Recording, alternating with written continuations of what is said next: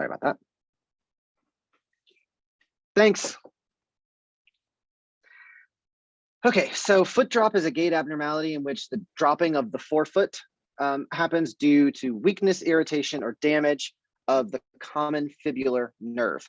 And welcome to anatomy, guys. Everything has two different names. Fibular or fibularis would also be called peroneus or peroneal. So the peroneal nerve and the fibular nerve, we are talking about the same structure. Just like the muscle fibularis longus or peroneus longus, it's the same muscle. It just depends on how you want to refer to it. They're both technically correct. Strictly speaking, peroneal is the one you hear more often. However, personally, I prefer fibularis because the name fibularis tells me exactly where, right? It's very clear where the fibula is going to be, somewhere on the lateral calf. Peroneal doesn't really have that same instinctive feeling as to where this muscle is going to be located. It's the same muscle, lateral calf. Usually foot drop is going to be a symptom of a greater problem, such as amyotrophic lateral sclerosis, where the person is losing control of their motor neurons. This could be the result of a stroke. This could be the result of muscular dystrophy. Foot drop isn't a disease itself. Foot drop will be a symptom of some other thing, some other kind of nerve issue or a muscular issue. Foot drop isn't the disease. Foot drop is the symptom. It's characterized by an inability or an impaired ability to raise the toes into extension or to raise the foot from the ankle, which is dorsiflexion. So they can't extend the toes, they cannot dorsiflex. Moving on down the slideshow to other foot structures, we've talked about all of these already, right? It's the same slides from the previous, 4 PowerPoints already. We've talked about the foot structures. We've talked about the talocrural joint as well as the subtalar joint. We've already done these, so we're just going to move happily along.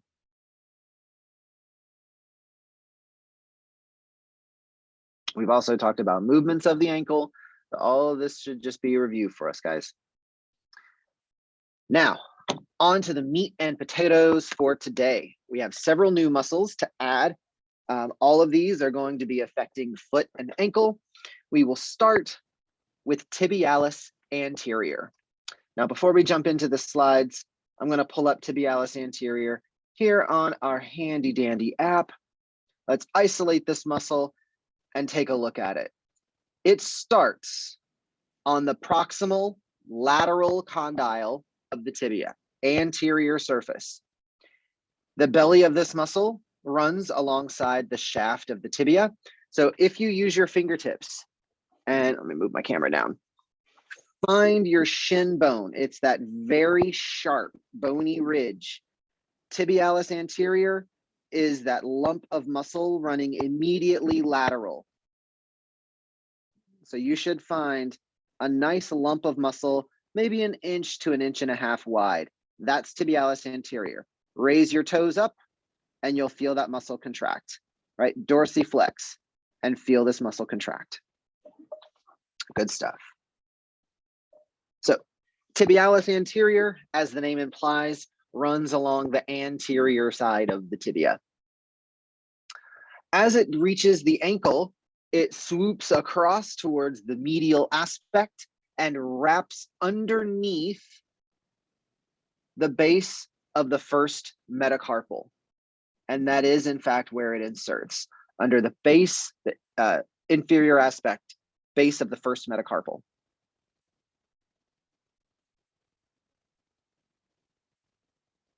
Not tarsal, I said carpal, definitely meant tarsal. We're certainly talking about feet here, guys. So looking at this muscle, we see that it crosses the ankle on the front side. If it crosses the ankle on the front, it's going to be a dorsiflexor. We also see that it crosses the ankle more on the medial side. So when the muscle contracts, it will pull up on the medial side of the ankle. That will make it an inverter, right? An inverter of the foot. So let's see this muscle do its dorsiflexion action. right? Lifting the foot up from the ground. And because it crosses on the medial side, that will make it a foot inverter.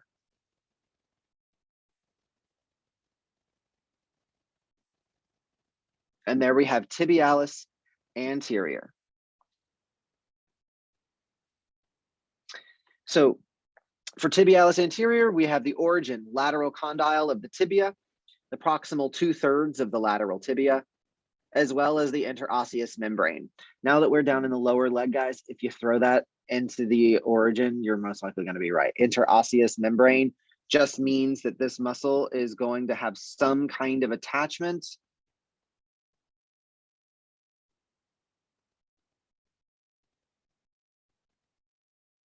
along this membrane that runs between the two leg bones. So those two bones don't just stay open with a wide empty space. There's fascia enclosing that gap. So part of the tibialis anterior is actually anchored onto that fascial surface, right? So we have the proximal lateral condyle of the tibia, we have the shaft of the tibia, and we have a little bit of this interosseous membrane forming the origin of the muscle. The insertion will be the medial cuneiform and base of the first metatarsal, and we have its two actions, which we can infer by looking at where it crosses the joint. Anterior ankle means it's a dorsiflexor. Medial ankle means it's an inverter. Good stuff so far? Good stuff so far. So real quickly, just real quick side note. The opposite of those inferences is also true. If it crosses the front of the ankle, that makes it a dorsiflexor. So if it crosses the back of the ankle, right, just like gastrocnemius, that makes it a plantar flexor. Yep. Muscles that cross the medial ankle will be inverters. Muscles that cross the lateral ankle will be everters. So moving right along, the next muscle, extensor digitorum longus. Extensor digitorum longus. The name is telling you that this is a long muscle that extends the digits. So with the foot on the ground, it raises the toes, not the foot, just the toes. This is why it's digitorum.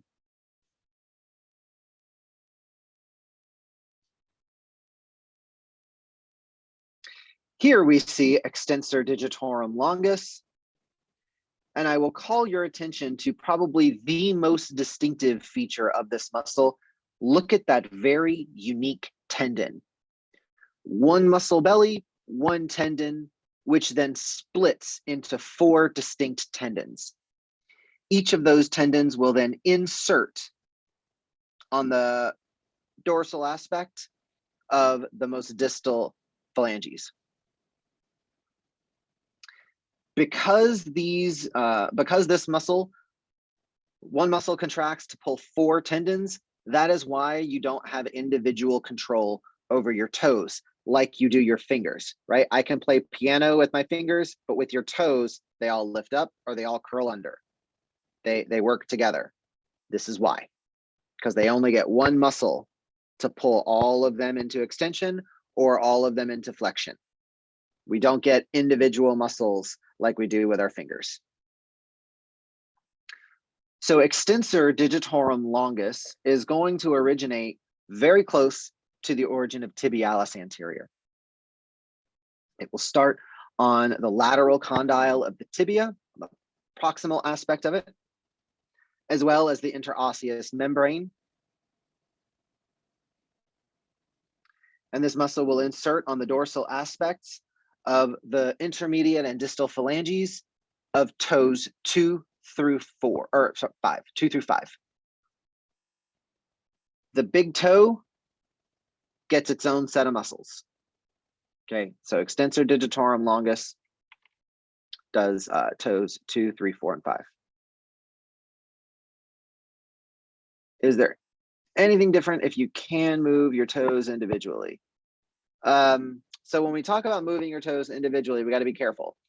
Big toe gets its own set of muscles, so you can move the big toe by itself. Also, the little toe gets its own set of muscles, particularly abductor digiti minimi, which allows you to abduct the pinky toe. So you may be able to pull your little baby toe way far away from the midline. But what we talk about here is with all your toes on the ground, can you lift your middle toe? The likely answer is that you cannot. If you try to lift just the middle toe, and by middle, I mean number 3, start from the big toe, count 1, 2, 3.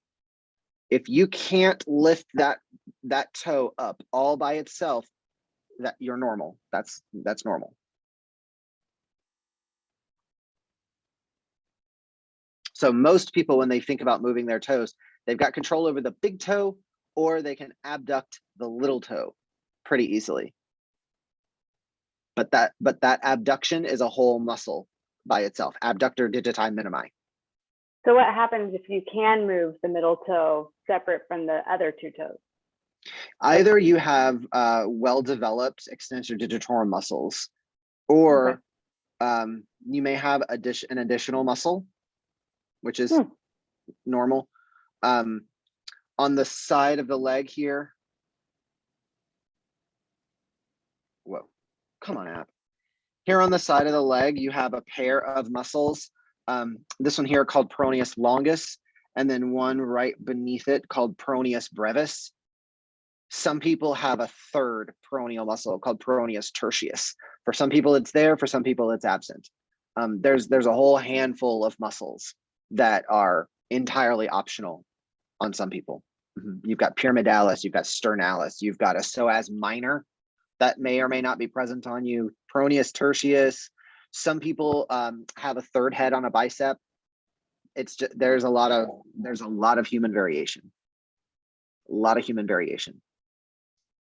I would say most likely though, if you have exceptional control over the movement of your toes, I would ask, what sports have you ever played that involved that kind of foot dexterity? Gymnastics, maybe? I don't know. That's a good question though. It's cool to think about.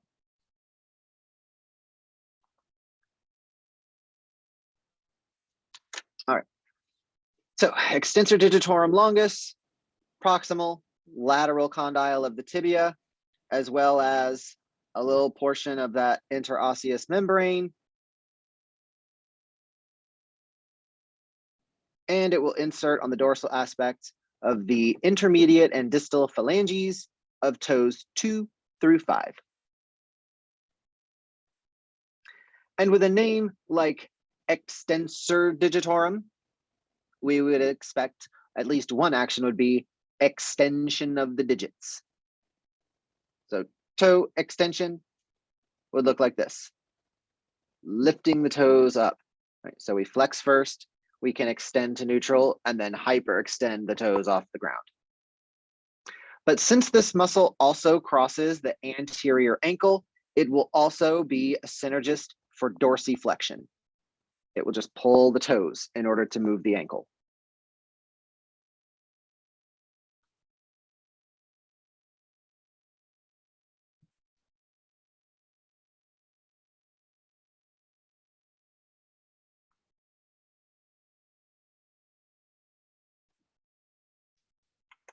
All right, moving on.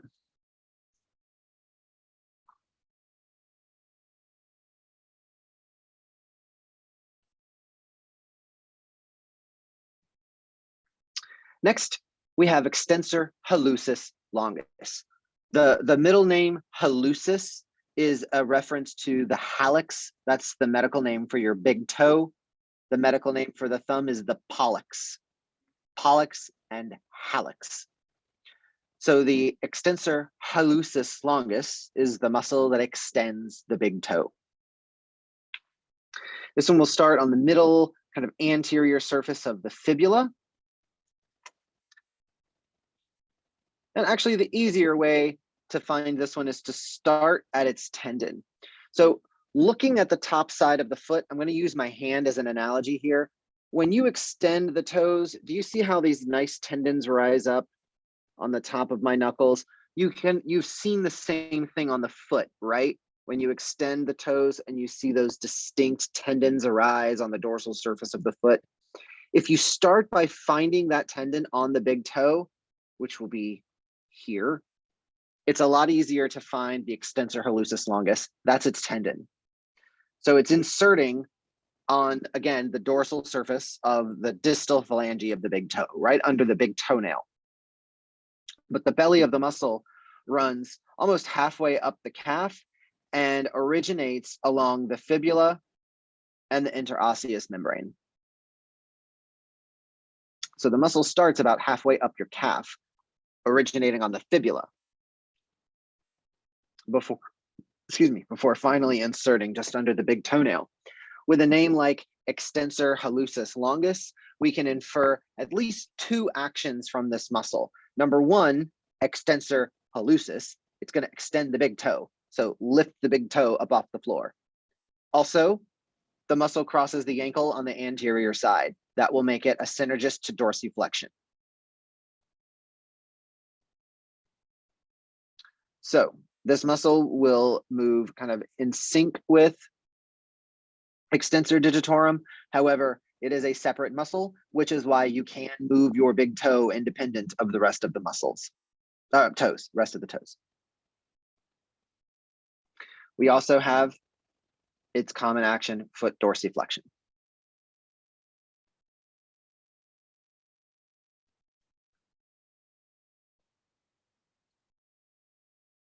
All right, extensor hallucis longus.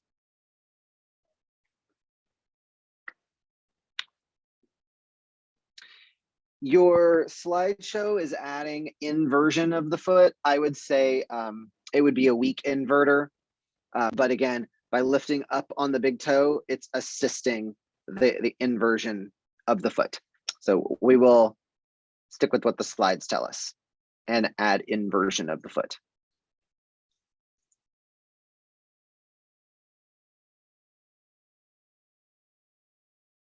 Good stuff so far, guys?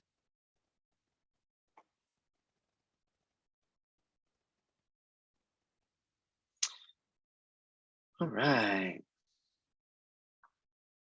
Next muscle, peroneus longus, which also goes by another name, fibularis longus. These names are interchangeable. They are talking about the same muscle. When we get to nerves, guys, the fibular nerve and the peroneal nerve, same thing, same thing. Starting on the head of the fibula, as well as the proximal 2/3 of the lateral fibula, inserting at the base of the first metatarsal and the medial cuneiform. This muscle is kind of important. Its insertion is the same as the insertion of tibialis anterior. It's just getting there through the opposite side of the foot. This makes a rather important structure. So follow me here, guys.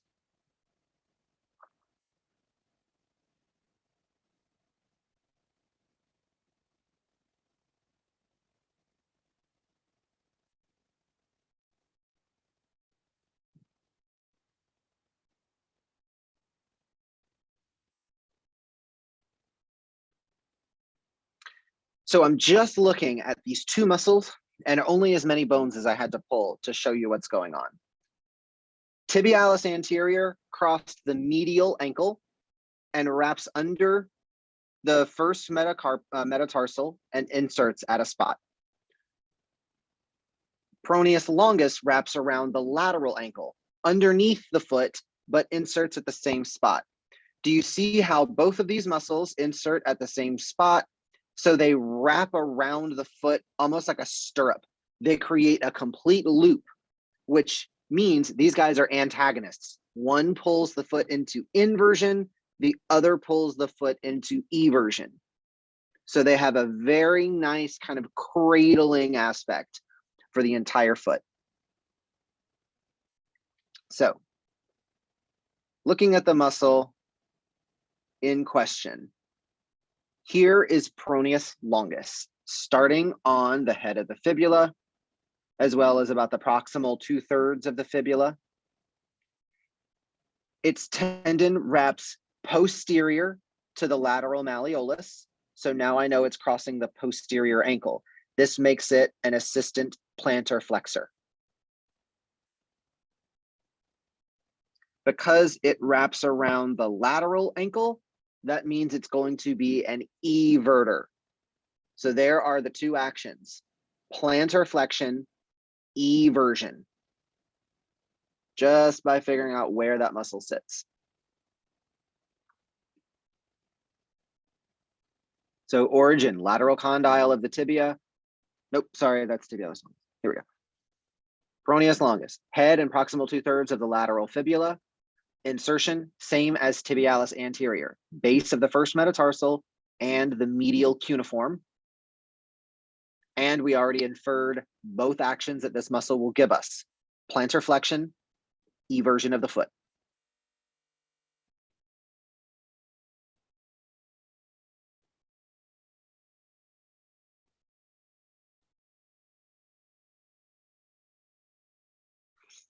All right, last muscle of the day is peroneus brevis. So this will be the shorter peroneal muscle. This one will originate on the distal 2/3 of the lateral fibula, and it inserts on the base or the tuberosity of the fifth metatarsal. The tuberosity of the fifth metatarsal is a very easy landmark to find. All you need to do is run your finger down the lateral side of the foot, and about midway, you will spot that large bump coming off the fifth metatarsal.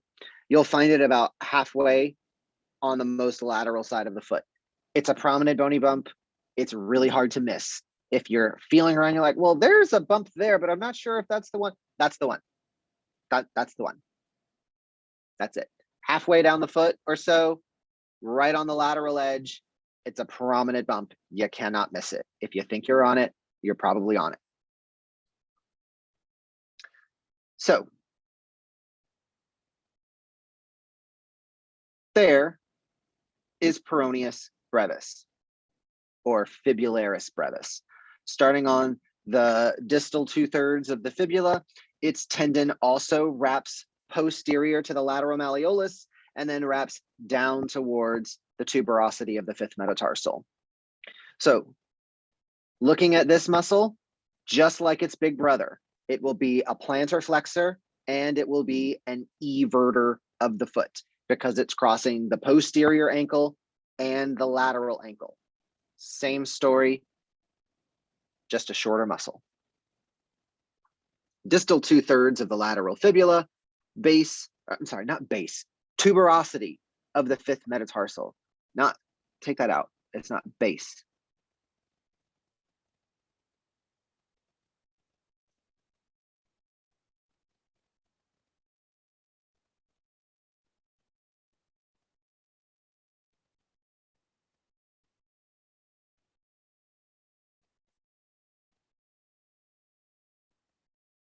Sorry, that's killing me. It's not base. Those are two different landmarks, guys. Don't let this slideshow fool you.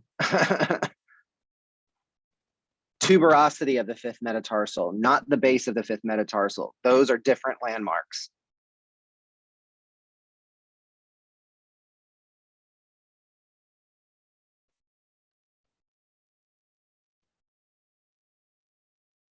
That purple, well, green now, but that green dot is the tuberosity of the fifth metatarsal.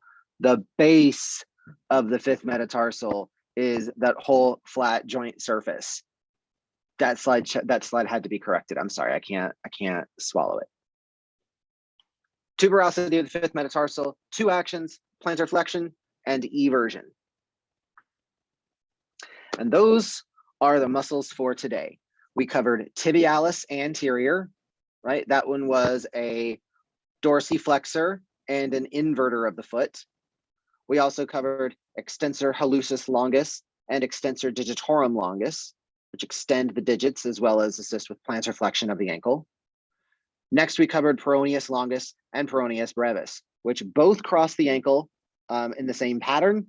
So they are both going to be plantar flexors and everters of the ankle. So This Thursday, when you guys come to class, the muscle cards that I'm looking for are gastroc and soleus and plantaris, right? These muscles are the ones we're covering in lab this week. Cool.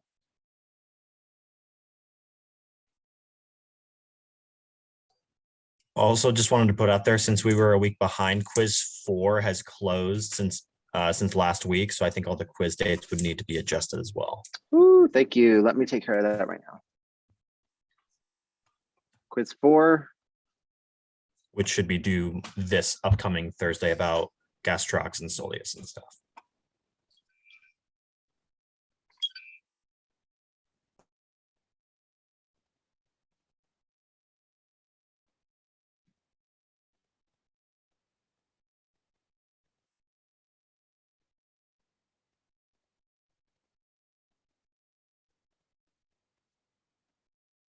All right, quiz 4.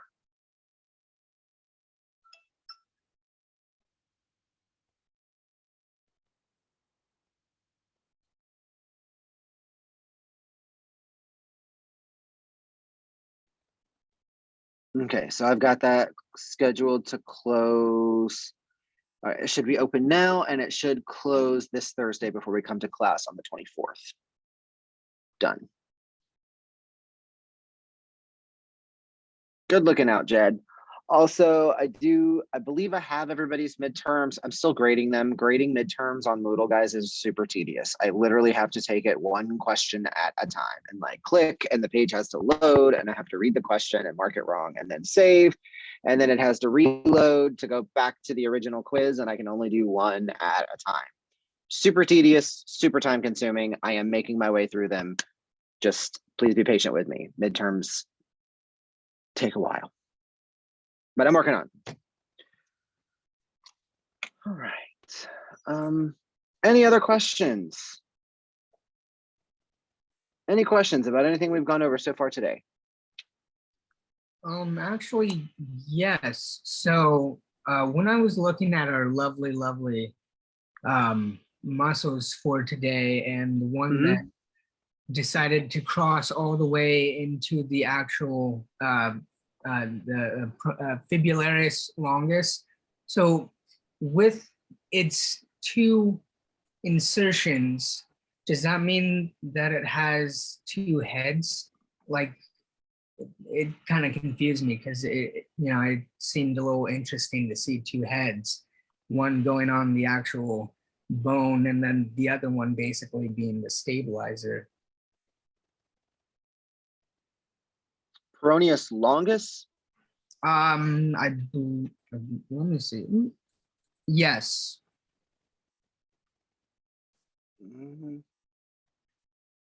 No, we don't consider this muscle having 2 heads. Okay, so so it just has 2 insertions just because one's a stabilizer then, or? You're saying it's 2 insertions talking about the base of the metatarsal and the medial cuneiform? Yes. Okay. Those 2 insertions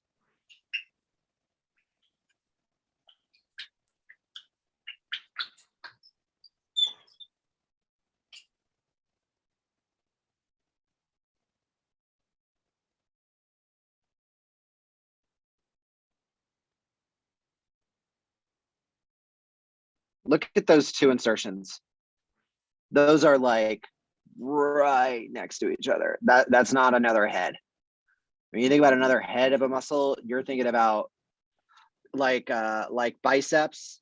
It's got 2 completely different origins, right? Coracoid process of the scapula and the supraglenoid tubercle of the scapula. That muscle splits into 2 distinct tendons heading off in different directions. That's not what we see here. What I'm trying to say is not like heads. So one of the insertions is like a stabilizer. Like I know they're very, very small, and the actual difference between the like diameter of where they are, but why 2 insertions? That's really what I'm getting at. Oh, you got to ask God, dude. It's just the way it is. Oh, Yeah, I don't know why.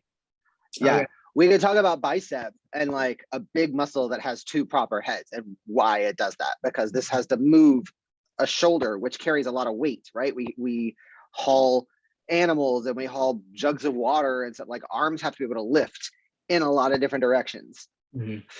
Feet do not have to lift in different directions. Feet just have to be stable. So why does that little tendon cross over? Stability maybe, but That's what I thought. that's not another head. That's just a cool way to insert, honestly. Can I add a thing on this? Sure. So something to keep in mind is it's not like the tendon's actually deviating like a V.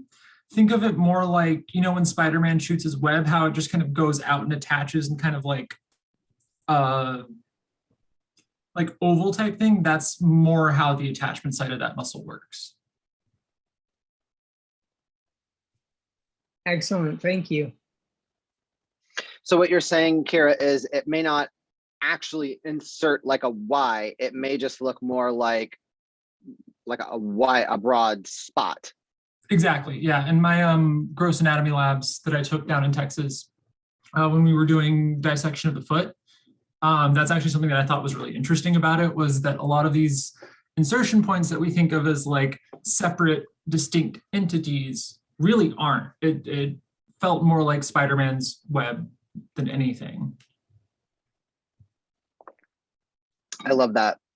That's such a, yeah, for those of us who have not had the privilege of doing dissection labs, and we're kind of forced to rely on these illustrations, we're at the mercy of the illustrators.